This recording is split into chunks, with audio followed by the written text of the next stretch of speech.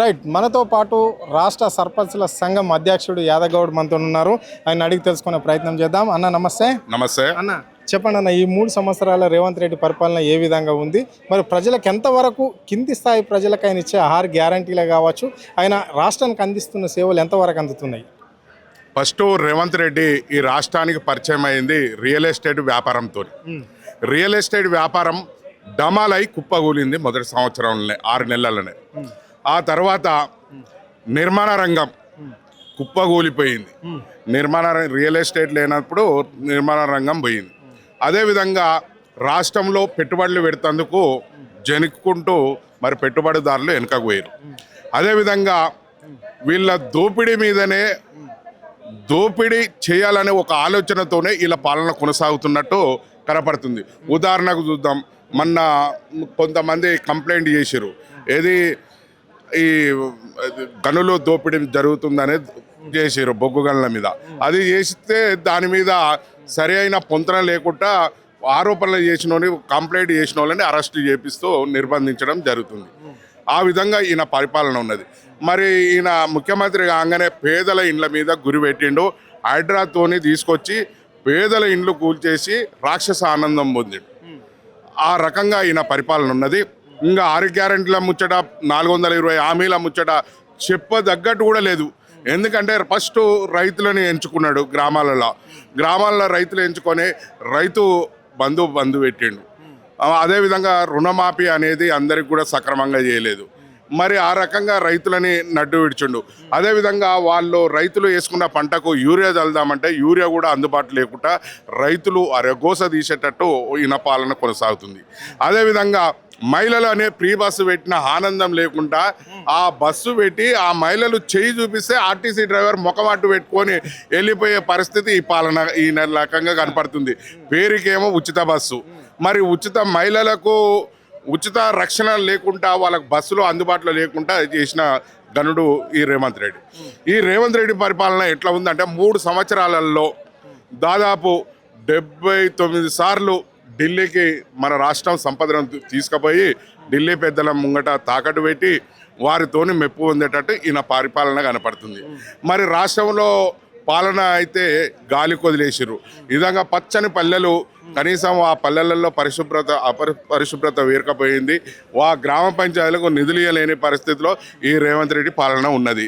అదేవిధంగా ఈ టైం వచ్చిందంటే, వర్షాకాలం వచ్చిందంటే ఏ పల్లెలో చూడు హరితహారం ఒక విప్లవంలాగా చెట్లు నాటి మొక్కలు నాటి ఒక పచ్చదనం కనపడేది. ఆ పరిస్థితి లేకుండా అయిపోయింది. ఈయన వచ్చినాక పంటకు ఏమంటారు వర్షం కూడా పడలేని పరిస్థితిలో ఈ రాష్ట్రము అట్లా ఈయన పాలన చూసి ఆ వానదేవుడు కూడా వెనకకు పోయినట్టు తలపిస్తున్నది. అట్లా టీఆర్ఎస్ మాజీ మంత్రి హరీష్ రావు కూడా సూత్ర పూజలు చేపించడం వల్లనే వర్షాలు పడతలేవు, మాకు పార్టీ అధికారంకి రావాలనే ఆయన చేయిస్తున్నాడు అని చెప్పేసి కూడా కాంగ్రెస్ పిసిసి అధ్యక్షుడు మహేష్ కుమార్ గౌడ్ కూడా ఇలాంటి కామెంట్లు చేయడం జరిగింది. ఎమ్మెల్సీ అద్దంకి దగ్గరగా చేస్తున్నాడు. మరి దీన్ని మీ స్పందన ఏంటి? శుద్ర పూజలు అనేటి గతంలో మూఢో నమ్మకాలు, అంటే అక్షరాభ్యాసం లేని టైంలో ఒక మూఢో నమ్మకాలతోని కొంతమందిని భయాందోళనకు గురి చేస్తున్నట్టు అది శుద్ర పూజలు అనేది. ఇవాళ శుద్ర పూజలు అనేది ఎక్కడున్నదండి? టెక్నాలజీ పెరిగింది, మొత్తం ఇంటర్నెట్ వచ్చేసింది. మరి ఆకాశంలో ఫ్లైట్లు ఎగిరేటట్టు టెక్నాలజీగా అనుకున్నారు. మరి ఈ టైంలో శుద్ర పూజలు ఉంటాయా? అసలు ఆ స్థాయిలో ఒక రాజకీయంగా ఉన్న నాయకులు ఆ రకంగా మాట్లాడడం సరైనది కాదు. ఒక ఎమ్మెల్సీ కొనసాగుతున్న పదవిలో కొనసాగుతున్నప్పుడు ఈ శుద్ర పూజలు అనే దాని మీద ఆరోపణ చేయడం ఇది సరైన ఆరోపణ కాదు. ఎందుకంటే వీళ్ళు డైవర్ట్ పాలిటిక్స్ రాజకీయాలు చేస్తున్నారు. వీళ్ళకు పరిపాలన చేతగాక ఇచ్చిన 6 గ్యారెంటీలు 420 హామీలలో మరి ఏ హామీ కూడా సక్రమంగా నెరవేర్చలేని పరిస్థితిలో కాంగ్రెస్ పార్టీ ఉన్నది. ఈ పాలకులు ఉన్నారు కాబట్టి ఎప్పటికప్పుడు రాజకీయంగా ఒక డైవర్ట్ చేసుకుంటూ పాలన కొనసాగాలని చూస్తారు. ఇప్పుడు వీళ్ళు ఇచ్చిన దాంట్లలో 6 గ్యారెంటీలలో ఉన్నది ఏది? కళ్యాణ లక్ష్యంతో పాటు తులం బంగారం అన్నది, చదువుకున్న విద్యార్థులకు స్కూటీలు అన్నారు, అదేవిధంగా నిరుద్యోగులకు ఉద్యోగాలు కల్పిస్తామన్నారు, అదేవిధంగా అనేక రకాలుగా హామీలు ఇచ్చిన దాంట్లో ఏవి కూడా సక్రమంగా అమలుపరచలేని చేతగాని పాలన. కాబట్టి ఈ రేవంత్ రెడ్డి గారు ఆడుతున్న డ్రామా ఒక ఏమంటారు చూడు మొన్న మాజీ సర్పంచ్లని ఒక సందర్భం ఉద్దేశించి మాట్లాడిండు.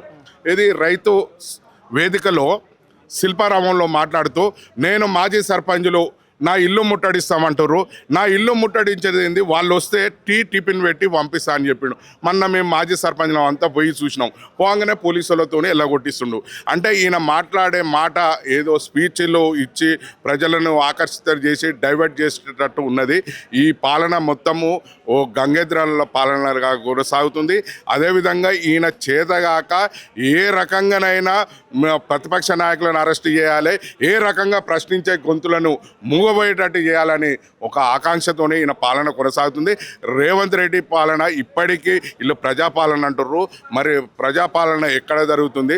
ప్రజల్ని హింసించి ప్రజల్ని అరిగోసబెట్టే పాలన కొనసాగుతున్నది. కానీ ఇప్పటికీ మరి ఈయన ఎప్పటికైనా ఢిల్లీలో ఈ ముఖ్యమంత్రి పదవిని కాపాడుకునేటందుకే ఈయన ప్రయత్నం చేస్తుండు. మరి ప్రజలకు ఇప్పుడు సేవ చేసే దాంట్లో ఏ ఒక్క కార్యక్రమం కూడా అందుబాటు లేదు. కాబట్టి రేవంత్ రెడ్డి గారు తీరు మారాలి. వీళ్ళు ఇచ్చిన 6 గ్యారెంటీలో 420 హామీలు ఇచ్చే వరకు పోరాటం కొనసాగుతూనే ఉంటుంది. ప్రశ్నించే గొంతులు ప్రశ్నిస్తూనే ఉంటాయి. వీళ్ళ పాలన మీద న్యాయం జరిగే వరకు, ప్రజలకు న్యాయం జరిగే వరకు అన్ని ప్రతిపక్ష పార్టీలు అండగా ఉంటాయి. అది అందులో బీఆర్ఎస్ పార్టీ ముందుంటుందని తెలియజేస్తుంది. Okay, right. ఇది పరిస్థితి.